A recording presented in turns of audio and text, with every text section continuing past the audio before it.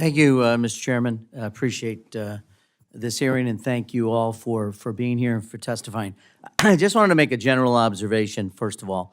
I do get the sense that sometimes people think that critical questions are unpatriotic, weak, or defeatist.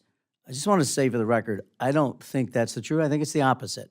And I appreciate, General Kane, you've mentioned civilian leadership and civilian control a number of times in your testimony this morning. We're the Congress.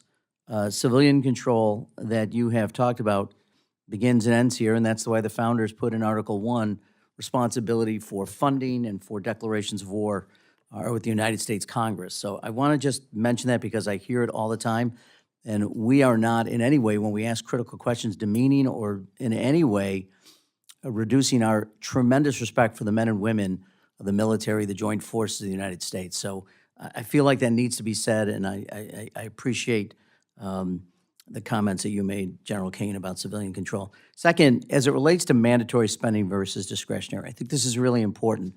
This committee, the Appropriations Committee and the Defense Subcommittee, is given the responsibility by the Congress and by the American people to make sure that we have an appreciation for all the dollars, taxpayer dollars, that go into defending this nation. And questions, again, ought to be here. Transparency begins here. Oversight begins here. And mandatory spending avoids the responsibility this committee has to report to the American people on how our money is being spent. So I just, again, want to stress how important it is. I appreciate my friend Mr. Elsie's comments about the $1.5 trillion request. If it is so obvious to everyone and to the American people that that's the dollar amount we need, we ought not be going through this mandatory, discretionary, supplemental. Let's put it all on the table and let's make the case to the American people.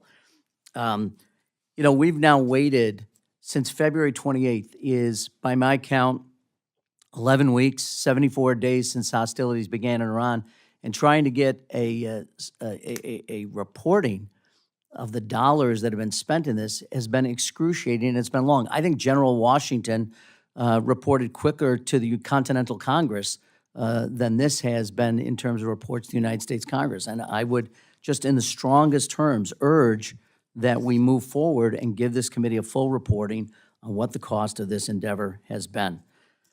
With that, I didn't want to make a quick, you mentioned something, Mr. Secretary, in your opening comments about private companies making private investments in our defense. I assume they're getting compensated for the investment. When you say private investment, are you suggesting companies are making investments for which they will not be compensated? Yes, I am, Congressman. Why would they do that? Because we're turning it, it's the right question, because we've done it one way for years and years and gotten the same results. So this is changing the paradigm. Companies now know we're going to give them orders for 5 to 7 years on exclusive munitions in exchange for them paying for capitalization of their own plants. We used to pay for them to build their plants and then buy the munitions from them. So now, because they know they got consistent income. But they are, no, I appreciate what you're saying. They're upfronting the costs. The primes are now paying for their own plants and equipment. That is a brand new paradigm. The taxpayer's not paying for it. That's $50 billion of value that you don't have to appropriate because the companies are paying for it themselves. And the companies will not get compensated. They're going to make that as a charitable contribution to the United States government. Their compensation is long lead times of munitions that they will produce and we will pay for in the future, but we don't have to build the factories. All right, just to be clear. I mean, this is how private business works. My time. I just want to be clear. Wait, build their Mr. own Secretary, factories. I appreciate what you're saying, but let's not, let's be honest. They're going to get compensated. Look, I'm for that, and I appreciate what you're saying in terms of lead time and dependability and reliability of funding, but let's be clear. I want to switch topics if I can for a second. There's been much reported about the president's trip to China, and I appreciate, again, my colleagues who have raised Indo-PACOM and its defense.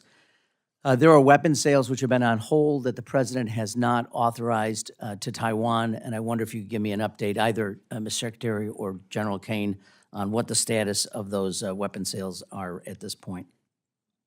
I just want to say that the primes will be paying for those factories out of their own pocket, not the department's money or the taxpayers' money, which is a sea change, which is why I think this budget They're going to get a return on their investment, which, by the way, this is America. We welcome a return on investment. Yes, I understand, but they're not paying for it out of their pocket and not getting compensated. But anyway, could you answer my question about Taiwan? Buildings sales. cost money, and if Yeah, we're giving them $2 billion to build the factory, that's taxpayer money. If they're using it out of their own hide, that's $2 billion saved for the American people that then we can appropriate toward munitions that we pay for in the future.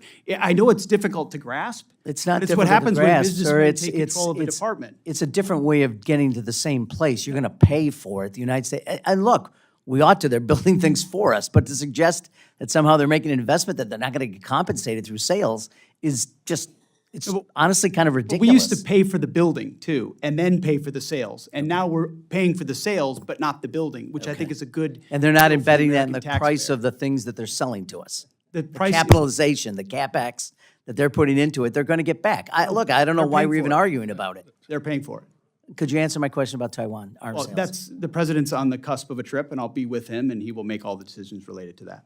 I yield Thank the back. gentleman's time has expired.